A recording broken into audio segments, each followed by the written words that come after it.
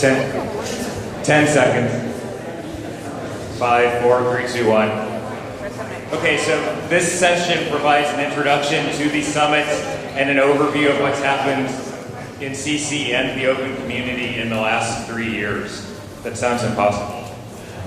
Actually, it's been 37.5 months since we were together in Singapore. Oh, by the way, the answer to where are we is on this map. This is where we were in Singapore. A lot of people realize that one of the changes that's happened with Creative Commons headquarters is that we moved. This is a map of the San Francisco Bay Area. We were in San Francisco, now we're about 60 kilometers to the south in Mountain View in Silicon Valley. There have been a lot of staff changes over the last 3 years, of course. I don't think it makes sense to call any of them out. But almost all of our staff is here. Many of them are outside doing jobs. But I'd like to ask any headquarters staff who are here to stand up so that we'll know who to talk to. And everybody has name tags and okay. Every staff has lanyards, so instead of staff T-shirts. So make sure you talk to them or us. So one of the we're also changing virtually. This is a website redesign that we're very close to launching, and John Wilbanks worked a lot on the initial website redesign concepts, and we have John Phillips and his company Fabricators. Many of you know John Phillips from past community events, has been doing the implementation. Tim Vollmer and Jane Hart have been managing that on staff. You see Tim over there, I'm not sure where Jane is, probably doing another job.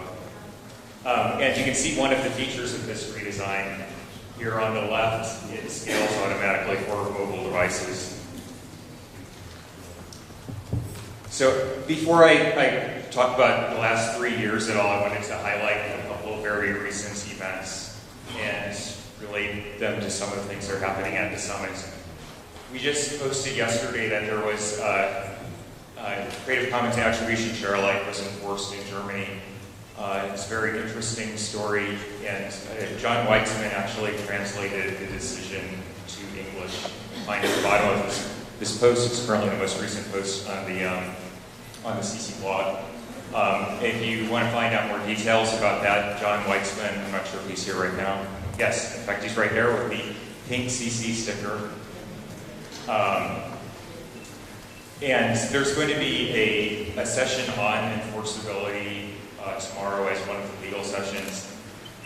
So if you want to find out more, not necessarily about this case, but about how we have to very carefully craft 4.0 to make sure it's enforceable around the world, please go to that session. Another one is that we just announced the retirement of the Sampling Plus license. Now this story begins a lot longer than 3 years ago. We had a niche license that was not interoperable with our other licenses.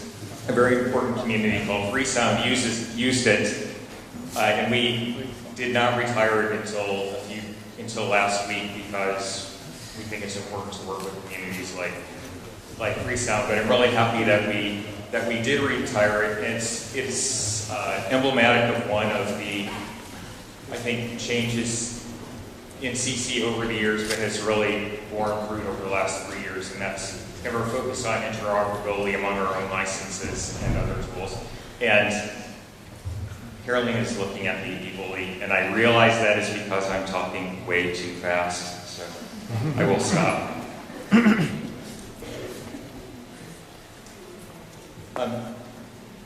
Kathy and Joey spoke about a lot of progress that Creative Commons has made, and I will talk about other progress.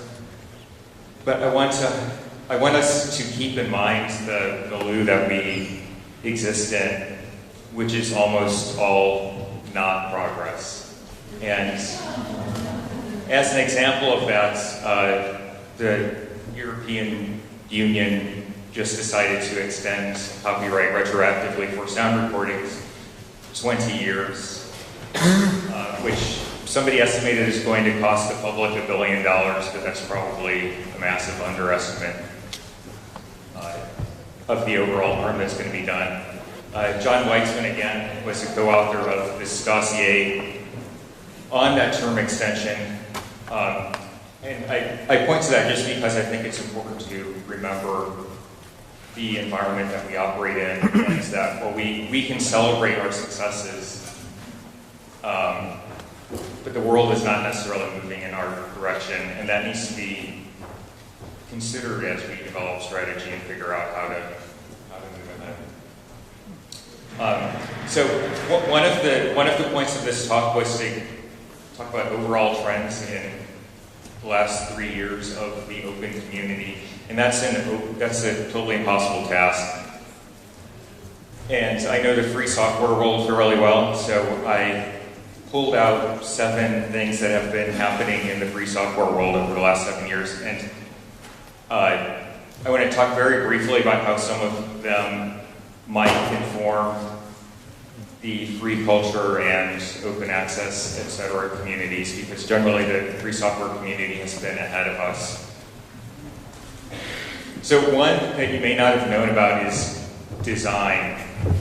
Free software is frequently criticized for not being usable, but in fact over the last few years, every major free software project, including the content-oriented ones that are supporting content projects like Wikimedia, has undertaken design or designer-led user experience initiatives. And I'm predicting that was once seen as paradoxical, that being open design is going to be seen as hot in a few years. And the lesson I'd like us to think about from that is that even things that we defend against or embarrass to talk about, I think if we focus on them like free software people are on design, that will not only be kind of afraid to talk about them anymore, but will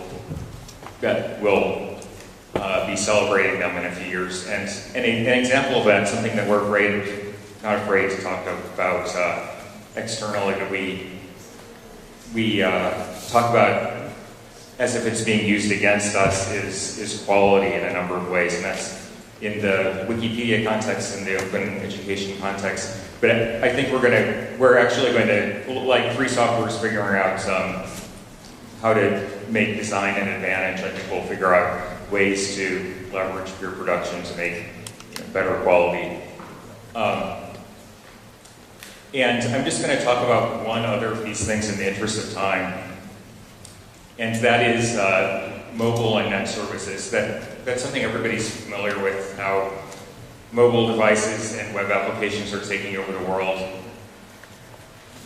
That's often characterized as a threat to free software, because it's a complete game changer that makes some of the free software irrelevant.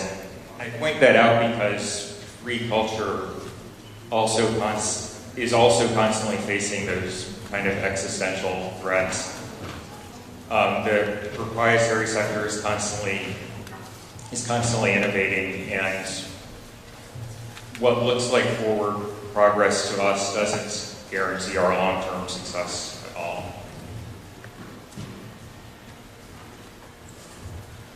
So now I'm going to talk briefly about 10 CC trends in the past 37.5 months. Again, very briefly. One is community. Affiliates have been mentioned again and again, and many of you are affiliates. I think we actually need to focus on expanding the community even more than that. Another is convergence across domains. We've been doing a lot in education and science, for example, for a long time, but we're finding more similarities than differences across those, and are learning how to leverage the same tools and messages. Data has been a big focus, and there's going to be a session on databases in 4.0 that I encourage you to go to tomorrow, and many of you have been educating on that over the last few years. Also on the convergence piece I want to mention, of course there are many sessions on public sector information, education, and science. In the short amount of time I can't really say much about them, but you should go to all of them. Interoperability, I think, as with retiring the Sampling Plus license, we've kind of changed gradually from being primarily about giving choice to creating an interoperable commons. And retiring niche licenses is part of that, but it's also going to be a big part of 4.0 in that we think about how to either address or leverage remaining incompatibilities in our license suite, but also how we interoperate with other licenses that aren't created by Creative Commons. Policy has been another major focus. While preparing for this talk, I looked back at the CC blog the first time that public sector information was actually in a blog title. It was, I believe, in 2008, talking about a study that Paul Feller co-authored about the opportunities and pitfalls of public sector information. And since then, there's been an absolute explosion in government use and funder mandates, et cetera, at the policy level. And that's now a major focus of CC that really didn't exist 3 years ago. Or was it something that people wanted to work on but wasn't real, except maybe in Australia. Provenance is another big thing. Our technology strategy is finally beginning to show some fruit on the broader web beyond the simple integrations that were done in Google and Yahoo. We have an initiative called the Learning Resource Metadata Initiative. And I say provenance because I want people to start thinking beyond rights information. Provenance information is generally useful to readers as well as traders. In fact, I'd like people to start thinking about intellectual provenance instead of intellectual property. The public domain has been a major focus the last 3 years. In fact, we've rolled out 2 public domain tools, CC0 and Public Domain Mark. Diane Peters has really led the work on that. And that's my favorite thing that CC has done the past 3 years. Public sector information is redundant. I already talked about that. Stewardship is something very relevant to the 4.0 process. We've, I think, begun to come to grips with the fact that Creative Commons licenses are really a global standard that millions of people rely on. And we need to be extremely careful when we create new versions or when we do ports, which are effectively new licenses. And we, not just for our own licenses, but also when we think about interoperability with other licenses, we need to educate the potential creators of new licenses about all that stewardship entails. Because without good stewardship, the commons is going to fail, or rather, won't reach its potential. Finally, strategy. Kathy and Joey talked a lot about strategy. It's actually something that we've increasingly focused on over the last 3 years. If you go to wiki.creativecommons.org/strategy, you'll see some of our previous year's work. I think this is just a natural outcome of the organization becoming bigger and more mature, and as I believe Kathy was saying, we have a lot of opportunities, so we need to think about resource allocation. And that's something that you all should really give us feedback on and inform. It should be a strategy we all develop. So finally, this is a segue into Yorgos's segment of this. And mostly an earlier version of the graph that was in the Power of Open, showing the growth of CC licenses from 0 to a little over 400 million in 8 years. One additional data point that's not on here. Flickr is very, very close to 200 million photos under CC license. I think in the next few days we'll hit 200 million. And there's a blog post, I think from 2004, in which we say that Flickr now is approaching Flickr is approaching a million licenses, and that'll just be incredible when it gets there. And now we have 100 times that. People are choosing more and more free licenses. You could also see that in meaning less restrictive licenses. They're now reached about 40%. The additional data points on here is the proportion of ported licenses, which peaked around 2007 and 2008, and has kind of leveled off since then. And as was highlighted before, how porting is addressed in 4.0 or how crafting a global license is handled in 4.0 will be a major issue today. There's one caveat with the 2010 and 2011 data. It's very reliant on Yahoo, and Yahoo is generally declining. So I think I'm very confident that it understates growth of CC. However, Yorgos is going to talk more about the data covering the last 3 years and how CC growth is actually fitting patterns that you see in every server product. Thank you. Should I also try the same thing or just do it from here?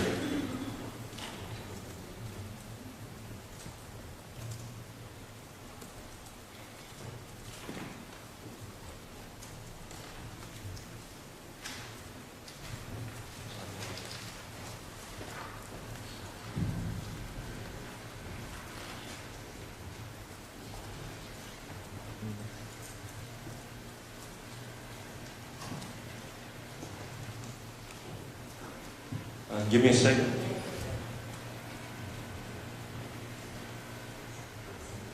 No? Okay, I think I know what's going on.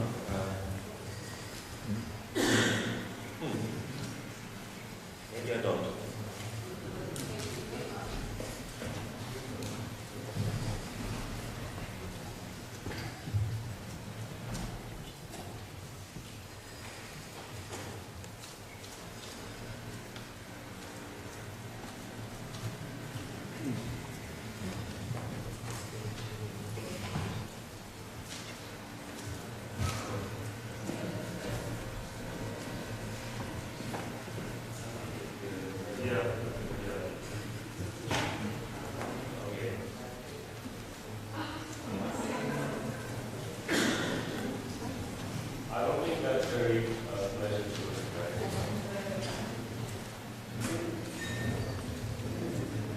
Does anybody have any questions while we're trying to get the display work?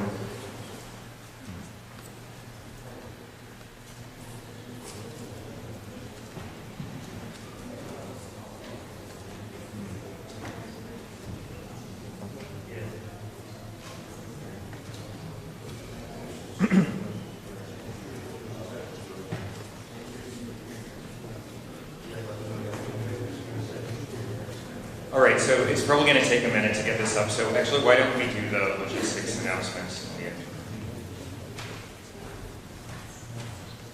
Okay, so this is all very quick. We were just going to do it as people went out into the break. So don't worry, not a lot to be said. Mainly what I want to do is draw your attention to how the rest of the day is scheduled. I've already done that. I've already done that partly in my earlier talk. So basically, we have a 20-minute break after this session. We'll be running a little bit late, but I think we'll keep the break at 20 minutes. We will then break up into the regional meetings. Now, those are mainly intended for discussion among affiliates. We know there are a lot of non-affiliates here. You are obviously free to join in the conversation in a region you're interested in, but check with the regional manager who is running the session how they feel about that. So ask permission. But other than that, we've got a session where everybody's broken up. We've got lunch, which catch back our time up at lunch, and we'll come back at 2 o'clock for topic-specific sessions. So you can see there's sessions discussing the licenses, sessions discussing open education, and a session discussing open archiving and publishing. They are definitely very much open to everybody, so they should be of interest to anybody who is interested in those topics. Then the next part, then we have another 20-minute break, and we come back for a staff board affiliate meeting. Now, this is the only part of the entire conference that we're actually going to ask people who aren't formal affiliates or staff or board not to come to. You can understand why it is that we might like to, we do need a bit of time to be able to talk to our board privately and ask them, all the hard questions that we're all wondering. So basically, if you are not an affiliate, the next session is optional for you. We break up from now on for the rest of the day. We'll never see everybody again for today. The next session is optional for you. The session after that is completely open to everybody, and if you're interested in subject matter. And then at 4:45, non-affiliates will be free to go and have a look at the beautiful old city and find some dinner and whatnot. Then we have a long break, and the evening functions for this evening are once again broken up into affiliate staff and boards, and then non-affiliates. We apologise again. We promise for the rest of the time everybody is welcome at all our events. It's just for tonight. Again, we wanted to have a real chance for the staff, board and affiliates to get down and to sit down and talk with each other. So there's dinner. Those who are coming to that should have the information. If you think you should be coming to that and don't have the information, please contact somebody with a blue lanyard and we'll point you in the right direction. For other people, however, we haven't left you with nothing to do. There is an excellent remix Makerism, Shareism Maker Lab exhibition on this evening. It's open to everybody. The details of the address are in the program. It starts at 9 p.m. And it will be showing the products of a lab that's been going on for the last 3 days, where creators and tech people and just anybody who's interested in anything have been coming together and trying to make collaborative works. So that will all be showcased tonight. So that's what to do. That's what you are welcome to do if you are not an affiliate, and if you are an affiliate, staff or board member, we have the dinner. And I think that's me for it. But Alan probably has a few.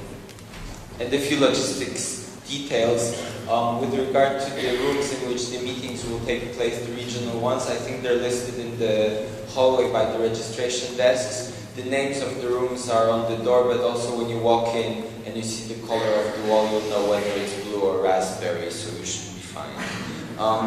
There is a garden. The weather is changing all the time, but it's not that bad, so during the longer break, there's an entry through the blue room. There's a nice little garden where you can sit down and relax. With regard to the vicinity, if you want, first of all, we've marked a few places on the Google map that you have a link to on the summits page, but there's obviously a lot more around. One way to go is to turn left when you leave the venue, enter the main, the so-called theatre square with the National Theatre. There's plenty of bars and restaurants around there. Or you can go right and hit the main, it's called the Krakowskie Przedmieście. It's a former royal route. It's very close to the old city. You go left, you hit the old city. You go right, you can just walk on, go to Nowy Świat Street, and there are plenty of places to go there as well. The last thing is our Wi-Fi connection. I know some of you had problems. It seems that especially Mac OS Lion doesn't know our network. Though there is a solution. If you have personal Wi-Fi problems, please contact us. It should be working for most of you.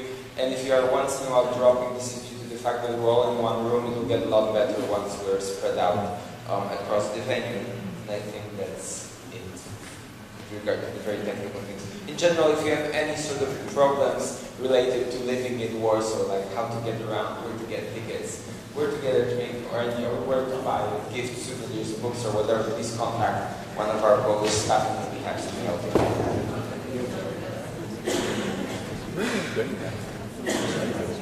All right, sorry about the mess earlier. I'll take just a few minutes to follow up from what Mike was talking about earlier with respect to Creative Commons, where we are at now, and also specifically what we can say today about the growth of Creative Commons. To give a little bit of background, because some of you have seen my presentations before, some have not.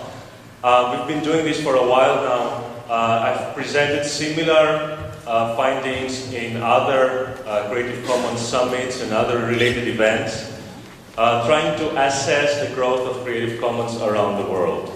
I'm a professor in Singapore, but I'm also involved with Creative Commons at many different levels, so that's something I sort of like doing. It's related to my research, but I'm also interested in communicating these results to you and see whether it makes you think in some interesting ways.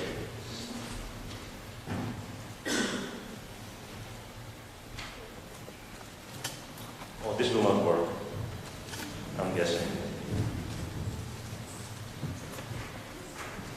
Most cumbersome presentation ever.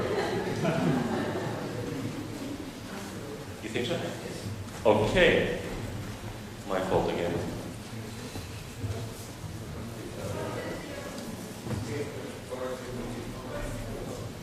I feel like all this technology is so new to me.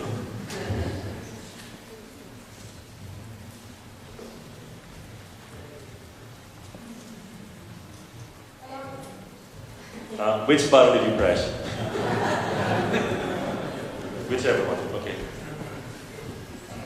All right. Yeah, and this is different version. So excuse the fonts and everything.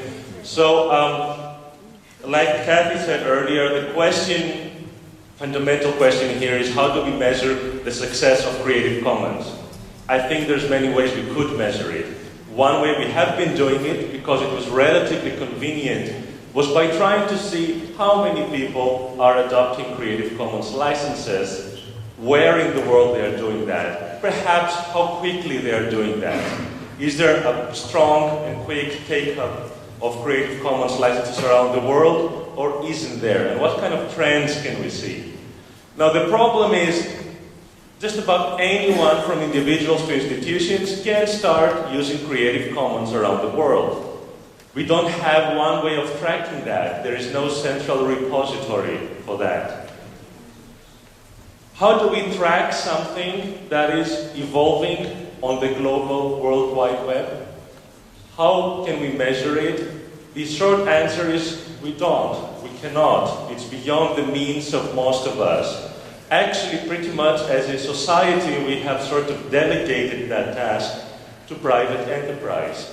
We have delegated that task to Yahoo, to Google, to Microsoft, and others. There have been some efforts to create open search engines and open indexes of the web, but to my knowledge, they haven't gone as far as we have hoped. That means we depend on third parties and third-party data to sort of get a feel for where people are using Creative Commons and how many perhaps are using Creative Commons.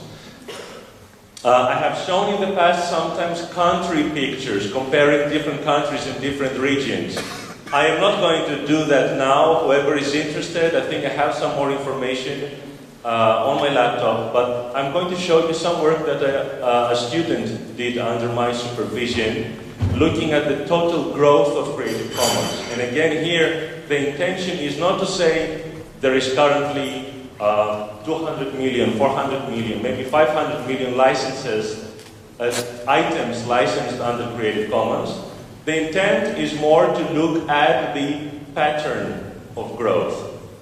See whether it's growing exponentially, whether it's going down, or what else it is doing. Now this data, for those who are not familiar with this from previous presentations, is based on data from Yahoo. We have been looking at Google data and several other sources of data, and there is a whole lengthy process whereby this data is collected, compiled, and then put into graphs and so on for analysis. This represents the 6 major licenses of Creative Commons globally. That means this includes all the local jurisdiction versions and so on, except by SA. Why do I put by SA separately? because I just wanted to show you how you can see also Wikipedia's adoption of BISA reflected on this data, since this was a major event. Now, the data is messy. This is raw data. There is some missing data here and there. There is some issues with it. Now you can see that you can sort of fit an exponential growth line. So the real data is the blue dots. Green is an attempt to fit a mathematical equation through that and say, okay, is it exponential? It should go like that, right? How close does this data look to the green line? It's relatively close. So we could say that Creative Commons seems to be growing exponentially, which means that the growth rate keeps increasing, which everybody would agree is a good thing. Now, however, it is not quite exponential. It is not quite growing like that. And if you actually try to fit or ask a program, a specialized software to do that for you and try to fit an exponential curve through the data, you will find that it is actually not so easy. The results are not so satisfactory. The growth for quite a while over here, you could say, has been sort of linear, kind of a straight line. And more recently, it looks like maybe it's curving the other way.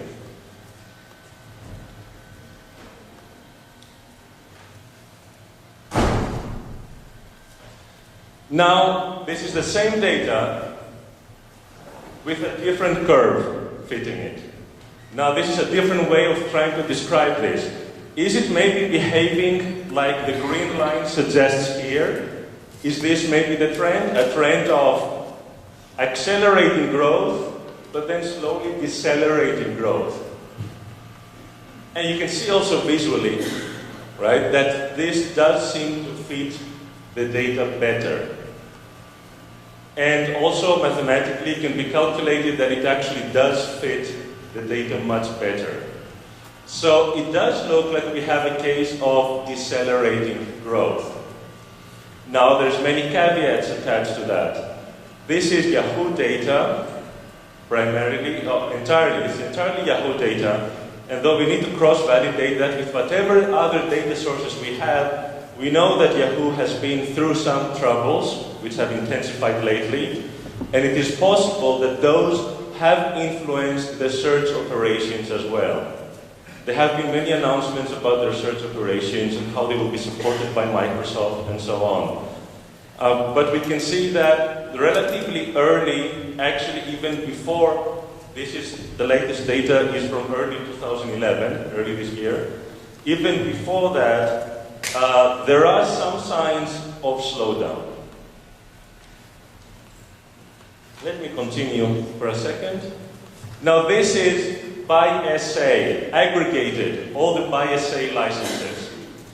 Again, I don't want you to pay so much attention to the y-axis because we use different ways of estimating the total volume, which is not reflected here.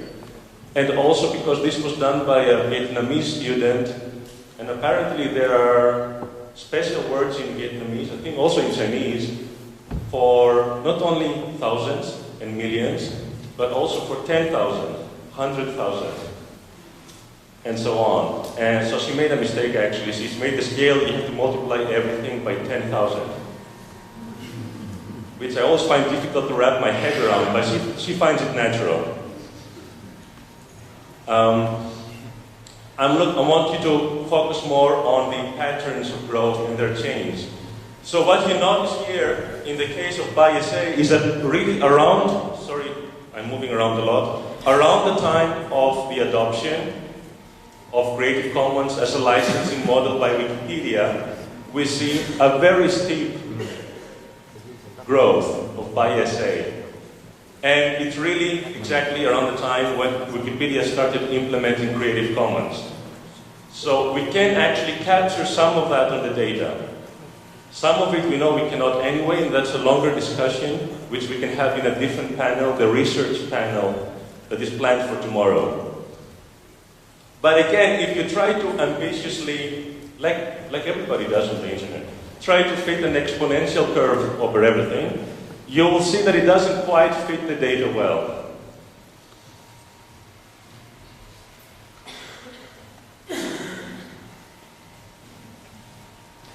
And I don't need to tell you that this one also would fit much better an S curve, as it is called. A curve that is shaped like an S, which actually inversely like that for you, which starts slow, picks up speed, then starts slowing down again.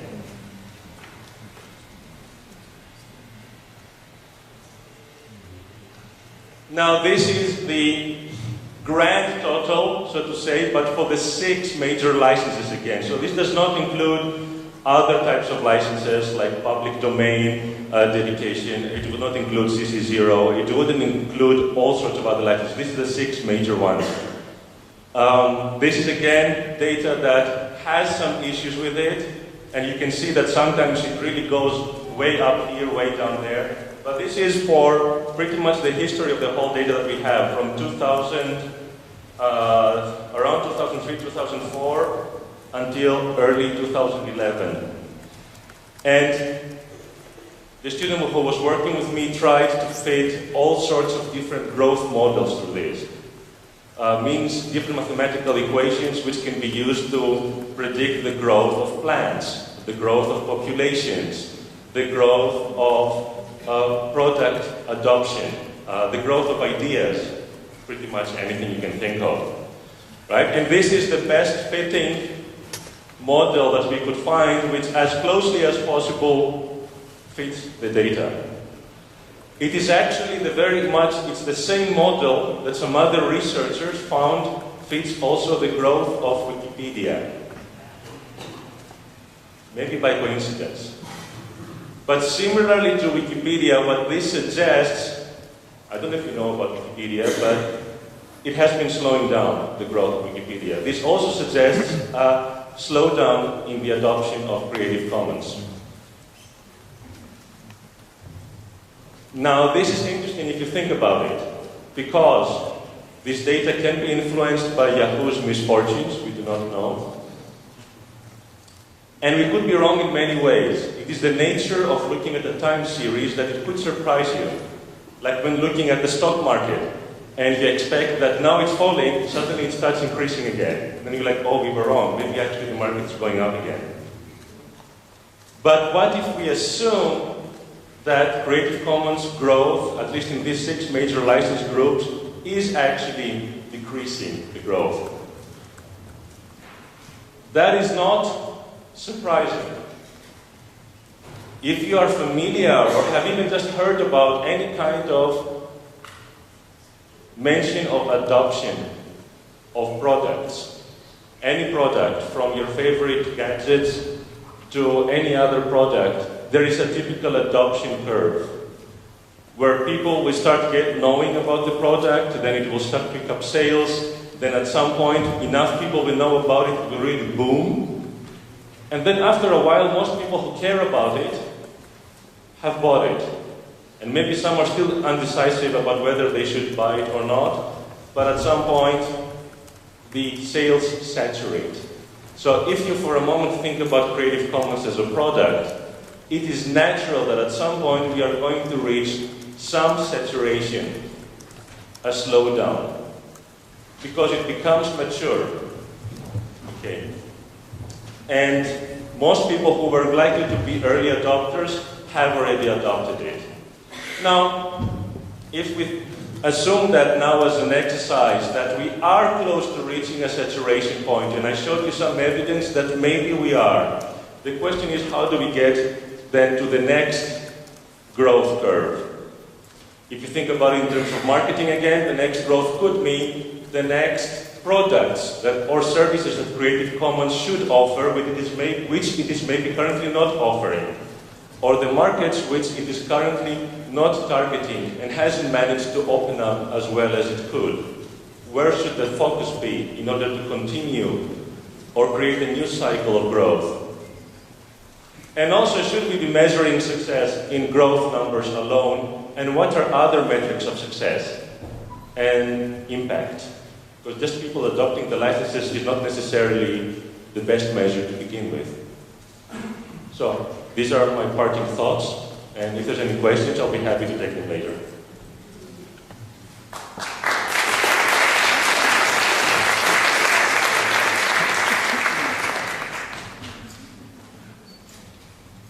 Okay, we had one question that we can take.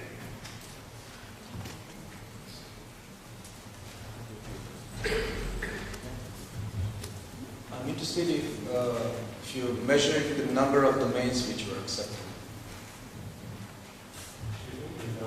A number of domains, new domains. So, on how many domains people were accepting implementing the CC licenses? You want to explain the numbers? Maybe, yeah. Yes.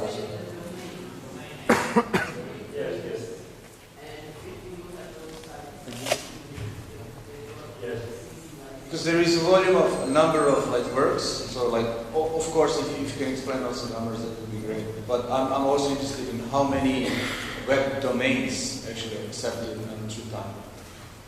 Okay, you cannot see that.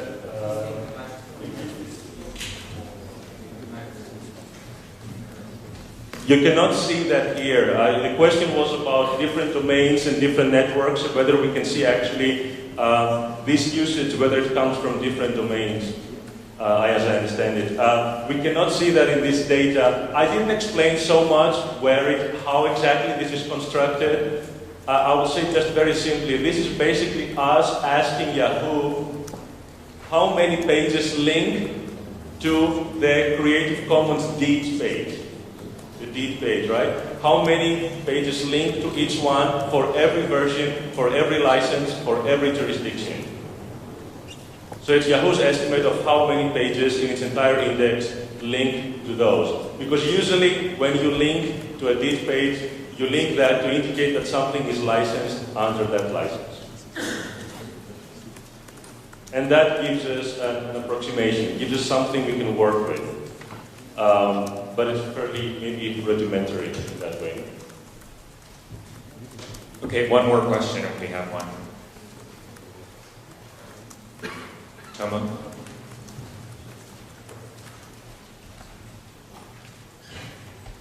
I'm Tomo from Critical Japan. I was just wondering, did you ever think about comparing those figures with other types of content in either a subset of Creative Commons works, say number of photos on Flickr indexed by Yahoo, or some other non-CC contents, just to compare how Yahoo's overall indexing activities are moving.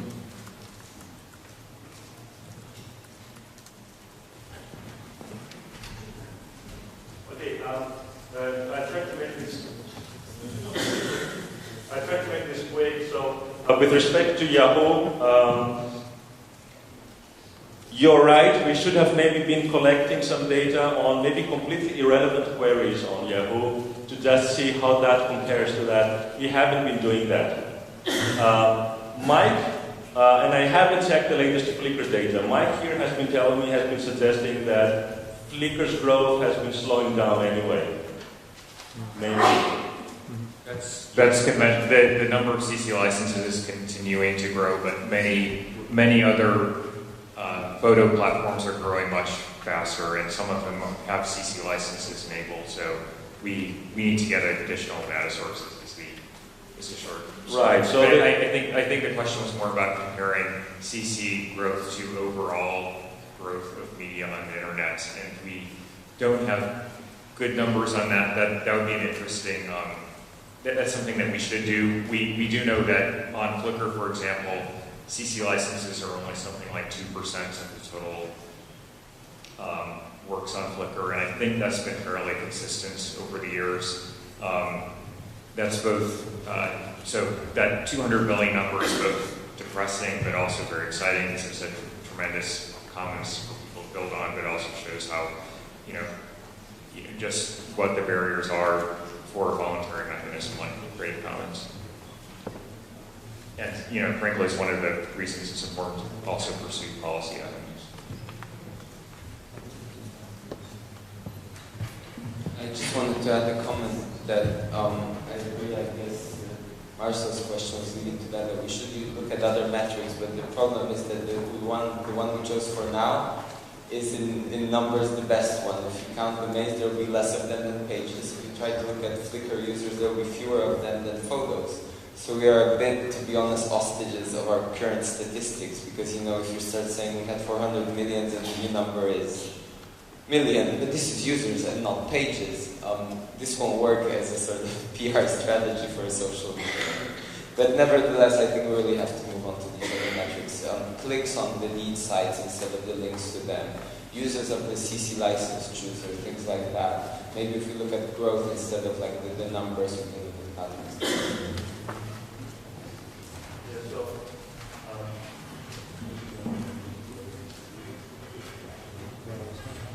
Yeah, so I agree that it's not conclusive, and this is exactly the kind of data that we want to look at, you know, to try to get a better picture. And we're already doing some of that. It will never be clear, and we will never be entirely sure whether we are reaching some sort of saturation point or not. But why I think this is interesting, and why I think there is some value in this, is that, okay, the data may be suggesting that no data is perfect, but we know from experience and from work that is done in many different disciplines, in marketing, but also in other disciplines, that every growth reaches a saturation point. And if we are at such a point now, or coming closer to it, what would be the next 10 years, also like Kathy said, what would be the strategy there for growth? Can it be just the same as it has been? Or do we need to start thinking about a different role that a more mature Creative Commons needs to be playing? And that's not easy, and I don't think there is an easy answer to that. But I think we are probably at the stage where we should be thinking about that, and I think the data, for better or worse, supports this idea that we need to think about that.